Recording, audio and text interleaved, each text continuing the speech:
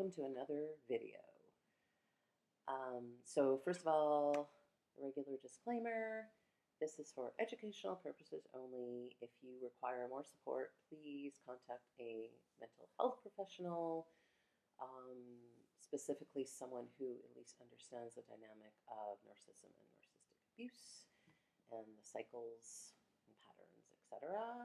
It's really helpful if someone has that knowledge base. And also, I'm not giving any kind of legal advice, so if you require any legal expertise, please find a legal expert for that. Now we can get started. So today, I wanted to talk a little more about dating.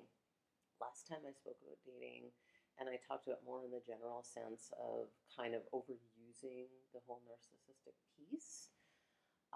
And that, of course, is relevant in probably more cases. However, sometimes you will encounter an actual narcissist. And so I thought I would just go over some of the things to look for, some of the big red flags. Red flags, if somebody is, again, we're not saying necessarily full-blown narcissist or they have an NPD or anything like that.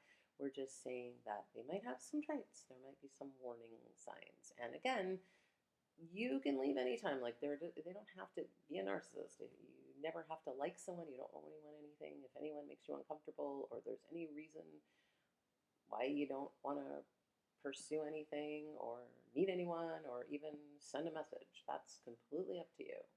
That being said, if you do decide to engage, these are things to look for. So probably the biggest red flag is somebody who comes on really strong. And again, that in and of itself isn't necessarily a narcissistic trait. Sometimes people are really enthusiastic.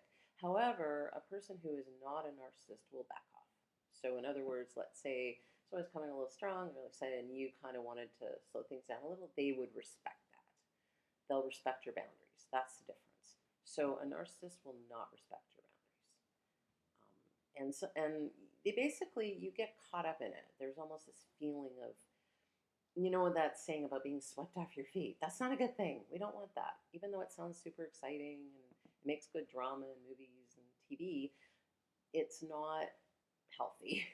If somebody's coming on really strong, I mean, they don't know you. They don't know anything about you. If they start telling you how into you they are and you haven't even met yet, if they say they love you and you haven't met yet, run. Just run. Because they're either a scammer or they're a narcissist. So do not engage. If you meet someone and they tell you that, same thing. Love grows. Love grows over time. You have to get to know somebody to truly love someone.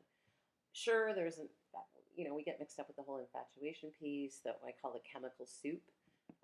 And that's a whole other video. I will talk about that another time because I think that's also really important to look at. However, right now, just for looking at narcissistic patterns, they come on very strong. It's also known as love bombing. So I've never met anyone like you before. You're not like anyone I've ever known. They might badmouth their ex a lot. Now, we're all human. Maybe some of us are going to not always have the greatest things to say, but I'm talking about like obsessively. Like they're just, my ex was the worst person in the whole world. They were evil. They were, really making that a focus of conversation and doubling down on that. And comparing you favorably, like, but you're not like them. You're this, you're that, or you're everything I've ever wanted. This is a huge red flag. Just run. I know it can really feel good in the moment, particularly if you've never heard that from anybody. But if you think logically, they don't know you. They really don't know you. It takes time to get to know a person. That's why I say you can never go wrong going slow. Slow down, get to know somebody. Really see what they're about. So, the thing is, if you have a little bit of a red flag, doesn't mean you necessarily have to, shut it down. If you're kind of not sure, you can always file it away, put it in your little filing cabinet in your brain and just see what else develops and kind of just be aware of that. So coming on strong, huge red flag, huge red flag. Another one would be if they're really inconsistent. They're 1 minute they're really into you and then they're just pulling away a little and it's kind of like that discard love bombing. So They wanna make you feel unstable and insecure. They'll do it. They want you to feel insecure so that you're gonna be so grateful when you hear from them again. So let's say you get silence. You know, you've been texting regularly and suddenly you don't hear from them for days. That's not a good sign because what people, I guess a lot of people don't understand is things grow. They don't go backwards. Like if you meet someone and you're into each other, it grows. If you're texting, you're just gonna text more and then you're gonna text more and it's gonna grow. They're not gonna suddenly stop. That's not how that works, right? So that's game playing. That's manipulation.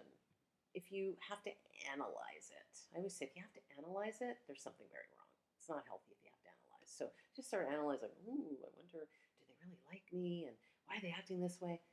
One thing a lot of people don't understand about relationships or particularly dating, first of all, it's supposed to be fun. It's supposed to be fun. Why date if it's not fun? Second of all, it's not supposed to be so much work. It's supposed to flow and be easy, especially at the beginning. If it's this much work at the beginning, imagine what it's going to be like down the road, right? I'm not saying there isn't some work in relationships, but that's later. That's when you're over kind of that honeymoon period, and then it's sort of more like external work, if that makes sense. So you're having conversations about money, or you have differences about routines, or it's kind of like life, and then you're sort of figuring out how to maneuver that. It's never somebody making it hard. Like we shouldn't, life is hard enough. If someone's making it hard for you, no, that is not a good sign. It's not supposed to be like that.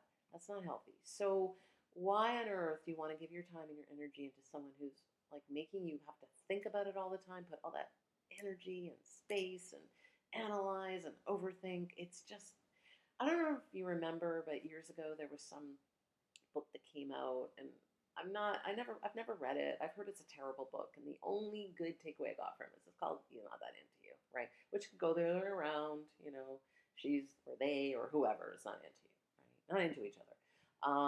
But there is that little grain of truth in that if someone is acting like they're just not into you, right? Or you're being manipulated.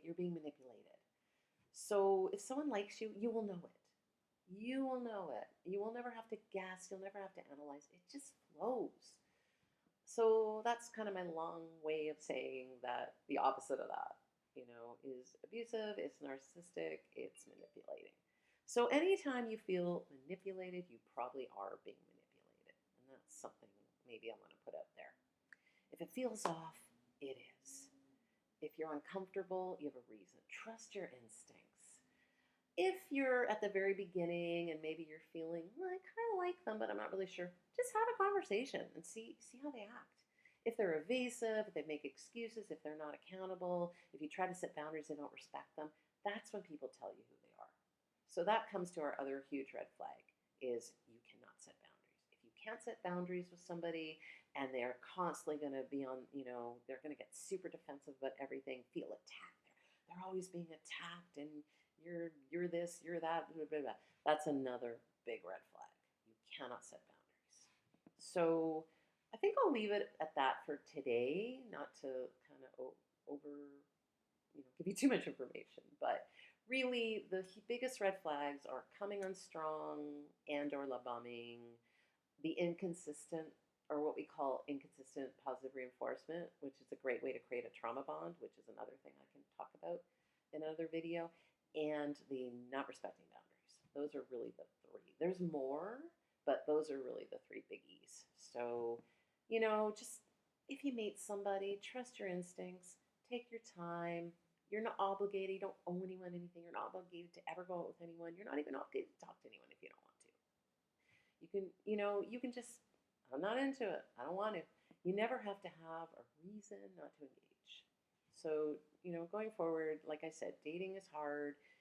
It's a bit of a minefield. There are good people out there. People do meet each other, but just be aware that there's minds and there are people that are emotionally manipulative. And so I think it's really important to just know what to look for.